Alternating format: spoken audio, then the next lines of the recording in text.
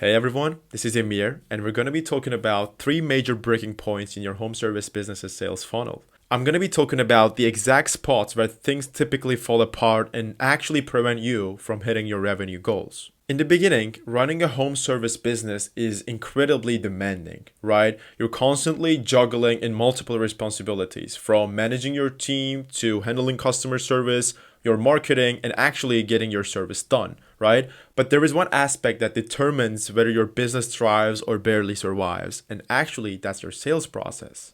Without a consistent flow of jobs coming in, nothing else matters. I mean, you can have the most experienced crew of the city, you can have the highest satisfaction rate of the city, but if you don't have a consistent flow of jobs, you can't keep your crews busy, you can't pay your bills, and ultimately, you can't grow your business, right? Sales isn't just important, but actually it's a must for your business to grow and stay alive. And actually, when sales slow down, it's easy to start panicking and questioning everything you do. Like, is it the season? Is it the economy? Are my crews not performing well? Are my marketing efforts failing? But actually, before you spiral about those things, let me break down the three things I mentioned about your sales funnel, and then let's see how we can fix them. First thing first, I just want to show you what exactly happens if you fix the three bottlenecks for your business. So this is one of our clients. This is a painting business. And over the course of 60 days, we brought them around $43,000 of revenue.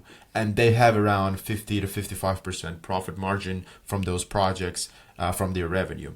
And this pipeline is only showing the projects we brought to this business. They also have their referrals or their own clients or their own ways to get some different projects as well. So that's the main logic about it. So what are those three bottlenecks and also how to fix them? The first one is a marketing issue. The second one is booking issue. And the third one is closing issue. And let's go ahead and start with the marketing issue in the beginning. The marketing issue is all about not having a consistent flow of qualified leads to your business. And actually, this is one of the biggest problems of all home service businesses we work with. Like, it can be painters, remodelers, pressure washing businesses, roofing businesses, all of them. So at that point, let's assume you're getting 10 leads every month and you're getting those leads from word of mouth, referrals, and maybe you're just spending some time in some Facebook groups and getting a few leads from there as well. And let's think you book 40% of those people as estimates, which makes 4 estimates booked for you. And then you close 50% of them, which makes 2 projects for you. And at that point, your opportunity is totally limited. And other than your opportunity, actually the numbers, the metrics you have over here doesn't mean anything to you because the amount of leads you have is not giving you enough data about it. Or at that point, you can even just think this, like, let's assume you just get 1 lead every month. And after that, you just book that lead, which makes 100% booking rate, and that you close that lead, which makes 100% closing rate, which is impossible. So when you have a marketing issue, it also brings another problem to your business because you don't know if you have any booking issue or closing issue. So the first thing you need to fix is marketing issue. So when you don't have any marketing strategies in place, actually you don't have a chance to grow your business after certain points because you can come to a certain point with like referrals, word of mouth, or as I told you, from some Facebook groups as well. But after a while, you need a different source of marketing.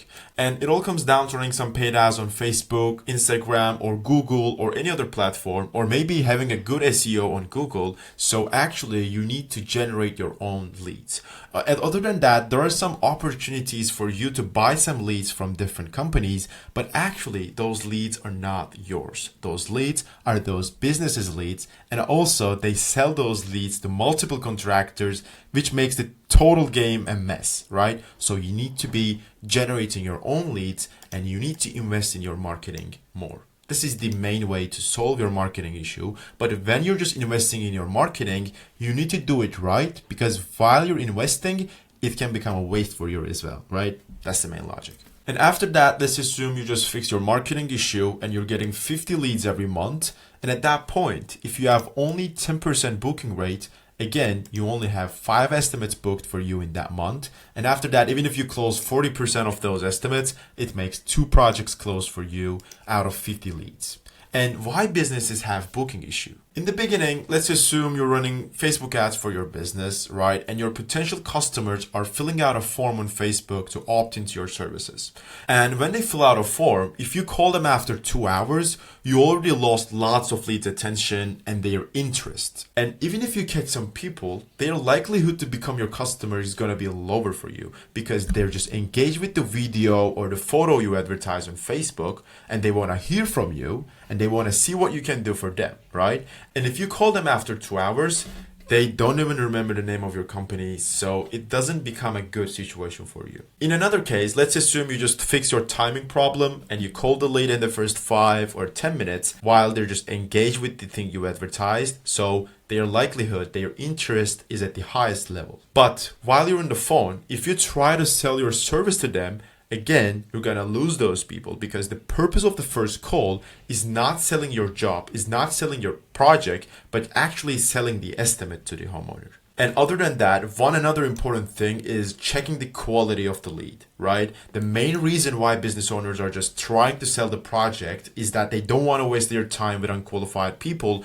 which is something I totally understand. But the way to not to deal with unqualified people is not selling the project on the phone, but checking if they're qualified and checking if they're genuinely interested in your services. And if they are, then booking those people as estimates into your calendar and going to their house at the time you give them. So that's the main logic about it. So in short, if you have a booking issue and if you're looking to fix it, just call your leads on time, just present your business in the best way. Don't sell the project, but sell the estimate, and check if they're qualified and make them more qualified by showing the value you can provide them. And then everything's going to be easier for you and you'll see the change in your booking rates. So what about the ideal booking rate? The ideal booking rate depends on the platform you actually advertise. For example, if you're advertising on Facebook, having above 25 or 30% booking rate is going to be good for you, especially if you have above 30%. That's totally good. But other than that, if you're advertising on Google, you need to have a higher booking rate because the amount of leads you get from Google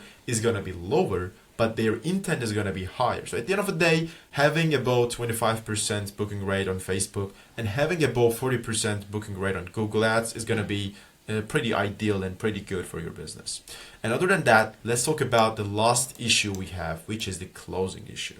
Again, you fix your marketing issue, you're getting 50 leads every month from Facebook, and you fix your booking issue as well, and you have like a 30% booking rate, and you're getting 15 estimates every month. But you only closed one project out of 15 estimates, which brings you 7% close rate. So what I've seen from different businesses is that the close rate is seriously changing from business to business. And it's really changed a lot. I mean, some of the businesses I talk, they have around like just 5% close rate. But I've heard some businesses, they have around 30 to 40% close rates. Your close rate is also going to be changing according to your appointment setting process as well. Because let's assume you have a conversation with the homeowners on the phone, but there is no engagement in the homeowners. Because if you book unqualified people to your calendar, and if you just increase the amount of estimates you have, at the end of the day, even if you have a good sales process, your close rate is going to be lower because you're just booking the unqualified people. Other than the booking part, what's the sales process? Your sales process can be divided into 3 different parts. The process before you go to homeowner's house, the process of giving the estimate, and the process after you give the estimate. Before going to their house, you actually need to be calling those people and letting them know with the text messages. And before you arrive, you can let them know again so they actually feel like they're in a process of something. Or in another case, if you don't say anything to them, let's assume today is Monday, right? And you just booked an estimate for Thursday 11 a.m. And if you don't text them or call them about the estimate, and if you just go to your house at 11 a.m., actually it's not going to be that healthy, right? Because they don't feel like a part of a process again, which is actually important for you to make them feel in that way. Other than that, the process of giving the estimate is so crucial as well. I mean, even the thing you wear is going to be important. Like you go to your house with a branded t-shirt you have and it's just clean. You go to your house, you just present the estimate. But other than that, you can just go to your house with like a white tee full of paint, and their perspective to your business is going to be so different in those 2 different cases. And the way you show what you're going to be doing and the way you present the estimate is going to be so important again. For example, it's Thursday 11 a.m. You just check the project, check your house, what needs to be done, and then you just send the estimate through email at 6 p.m. in that day as well. So at that point, you don't have the opportunity to communicate with the homeowner face to face about a price, about a process, about the estimate. You can only just talk with them on the phone if you're lucky, or you will just email with them, which makes the process so unhealthy for you. But if you just present them the estimate in the day, like you can even just ask for like 15 minutes, you can go to your car, you can calculate the estimate and just present them the price. And after that, if you even just make an offer to those people with the estimate you provide, at the end of the day, their likelihood to just accept the estimate and become your client, become your customer is going to be much higher. So this is the main way to solve your sales process. So all of the things I showed you, like the marketing issue, the booking issue, the closing issue, if you have those and if you fix them, at the end of the day, you're going to be likely to grow your business because you don't have any other problem to grow, right? It might be like hiring and the other stuff as well, but this is the main thing that actually many of the businesses are suffering from, right? Just having enough qualified leads and turning those leads into projects. That's the main logic. So I just want to show you our client result again to make everything much clearer. Because when we advertise and when we just deal with everything for our client, we track every single metric, like how many leads we've got, how many estimates we've got, how many estimates completed, how many jobs booked, and how many jobs completed. For example, in total, as you can see over here, we got around like 108 opportunities, which makes 108 leads.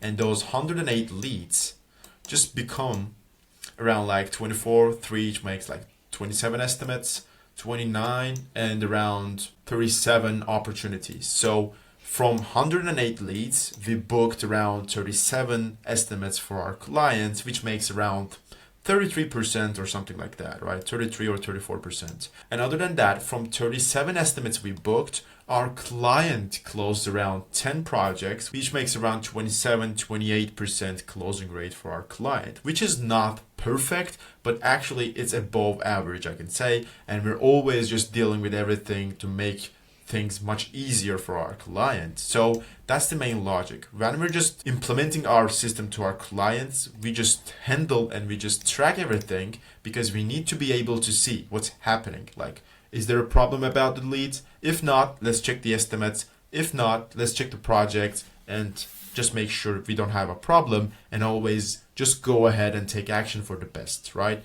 This is the main logic. So as I showed you here, this is what we do for our clients, and actually this is what you need to do if you're looking forward to scaling your business. This business I showed you is a painting business, as I told you, but another day it can be another business because the main things, the main actions you need to take doesn't change in general. If you're struggling with any of those breaking points, I would love to help you about it. You can just click the link in the description to book a free discovery call with me. And as you can see from its name, its main purpose is to discover what we can do together. We'll analyze your current sales funnel, identify exactly why you're losing money, and show you how we can help you to fix it. So other than that, I really appreciate if you watch this video until this point, and I'll see you in the next video.